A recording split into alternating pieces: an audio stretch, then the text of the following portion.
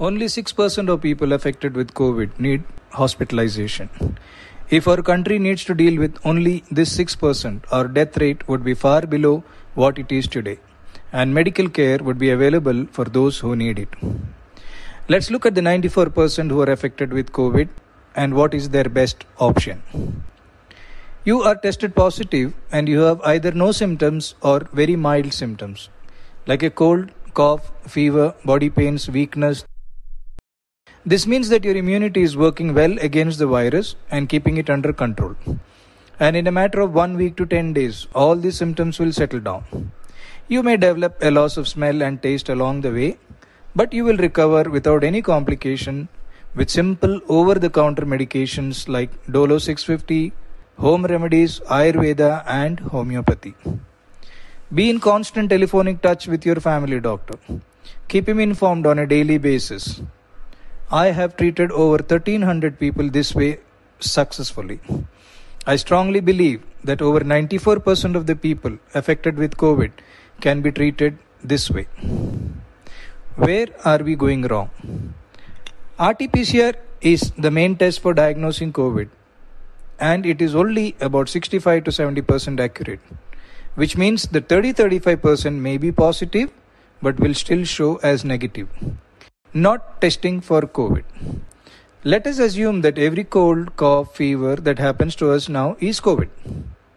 We isolate ourselves and follow the rules which are laid down by the government, and we treat it as I have advised above and be done with it in a week or 10 days time. Testing for COVID. Once you are tested positive for COVID, you follow the above line of treatment and be done with it in 1 week to 10 days time. But this is possible only in 10% of those who have tested positive. Let me explain what happens to the rest 90% who are tested positive. Panic. With the second wave hitting us hard and the fear surrounding it, the moment you are tested positive, all hell breaks loose. You are flooded with advice from relatives, friends, colleagues, each one telling you their experiences and all the gory details from the news and the social media, and you get scared. You hardly have any symptoms, but the moment you know you are positive and you hear all their advice, you start to panic. When you panic, your breathing pattern changes. You breathe shallow, and in doing so, you pull carbon dioxide in your lungs and you begin to feel breathless. You are told that the lungs are getting affected, but the fact is that your anxiety is what is causing your breathlessness. Now you are asked to do the following investigations: a D-dimer, a C-reactive protein, and a CT scan of the chest. A D-dimer. Elevated levels of D-dimer are associated with any inflammation and any disease activity. It is only when the levels are extremely high it indicates a clotting problem.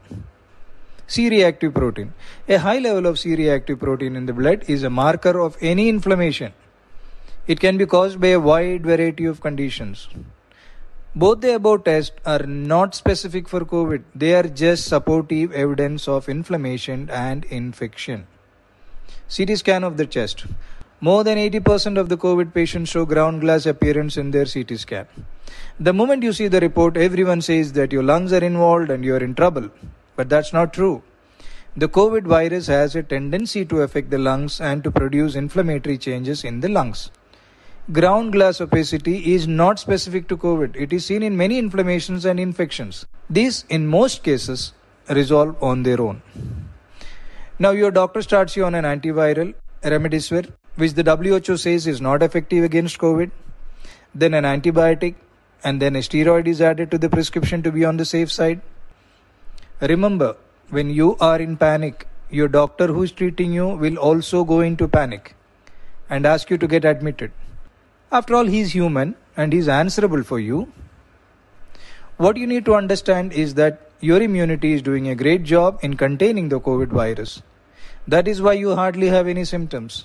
All these medicines are very strong and have a lot of side effects. When you consume these, they together crush your natural immunity, which is doing a great job, and you begin to get worse. Your condition deteriorates and you end up in the hospital. The medical system is doing its best, but it is overwhelmed and in the process of collapsing.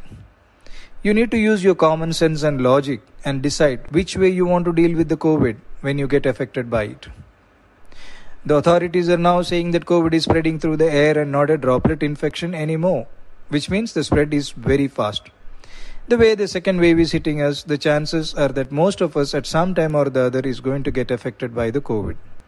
And by then, we need to be ready with our choice.